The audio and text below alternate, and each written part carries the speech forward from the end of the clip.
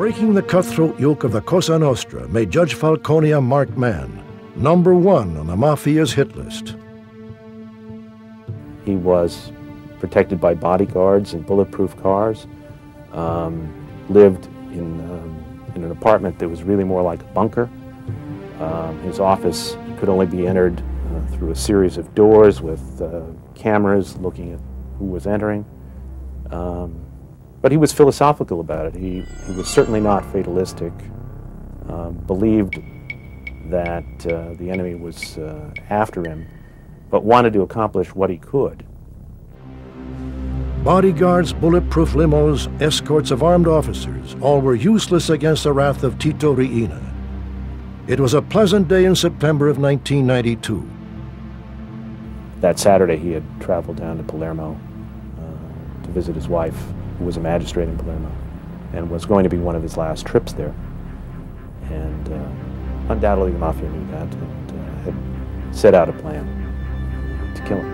They had people in Rome who were able to communicate by cellular phone the moment that Falcone left his office. Someone waiting at the airport could then communicate to people in Palermo. The plane is taken off and it's heading toward Palermo. There were people waiting outside the airport to signal his arrival.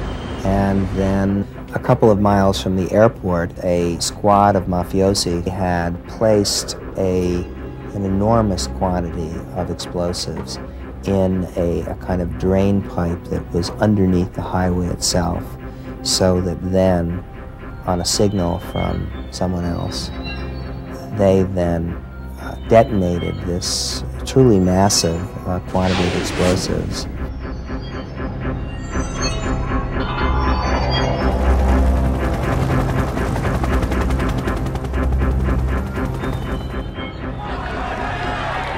The explosion killed Judge Falcone, his wife, and 3 bodyguards. The assassination had shown the Mafia to be what they always were, animals, led by a man who truly was a beast. The country wanted the Mafia banished from Sicily forever. People were fed up with what was going on. They were fed up with people like Riina. They had lost that sense of support that the Mafia had traditionally had, where the Mafia helps poor people and helps them solve problems, looks out for them, helps them in their times of need and so on. The Mafia was not being seen that way. The Mafia was being seen as a predatory organization, and that the only people being helped were those themselves and perhaps some of the highest level people in the Italian government. Realizing the Cosa Nostra was no longer ruler of their homeland, Tito Riina and other Sicilian godfathers began searching for new opportunities on foreign shores. Before his death, Judge Falcone warned that if the Sicilians were not stopped, they would spearhead the formation of an international criminal coalition. The judge's warning was ignored. But in 1989, a drug trafficker was picked up on a routine smuggling charge. The story he told sent shockwaves through law enforcement agencies. It appeared Judge Falcone's prophecy had come true. State your name for the record. Giuseppe Gaffaro. Where do you reside, Mr. Gaffaro? Palermo, Sicily. Do you have any knowledge of the Corleone family or anyone by the name of Tito Riina? Yes. Yes, a simple word. But if true, Gaffaro broke the Sicilian code of silence. I worked for one of the top men in the Madonna family. His grandfather and Tito Riina. They wanted to make a deal with the Colombians. Questions ripped through the agents' minds.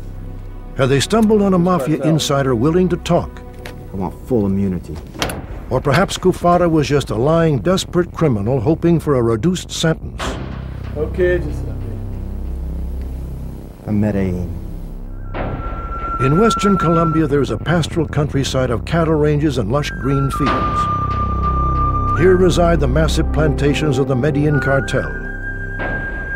In the 80s, much of the cocaine smuggled into America came from Medellin. Each year, the harvest of coca plants yielded billions of drug money for the boss of the cartel, Pablo Escobar.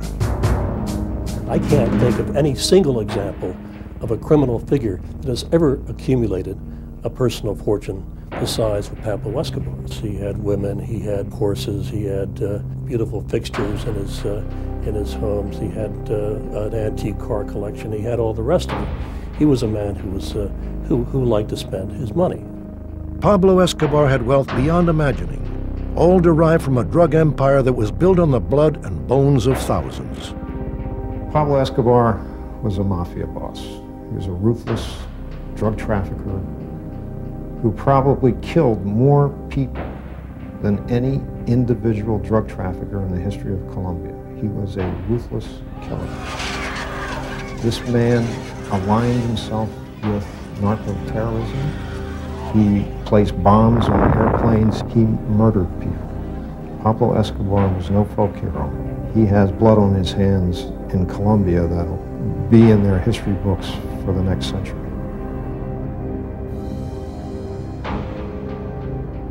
A small-time drug pusher may be despised and vilified, but sadly in this day and age, a murdering billionaire drug trafficker like Escobar is celebrated by some as a man of accomplishment. People in Colombia loved him, especially in the neighborhood that he grew up where he built hospitals, schools, soccer fields, and he was looked upon as a hero, a Robin Hood, if you will, as opposed to a drug trafficker.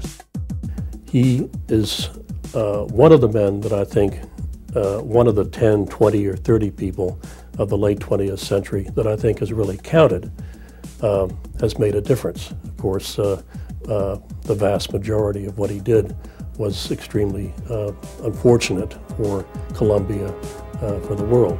But he was the architect of the cocaine industry the way we see it today.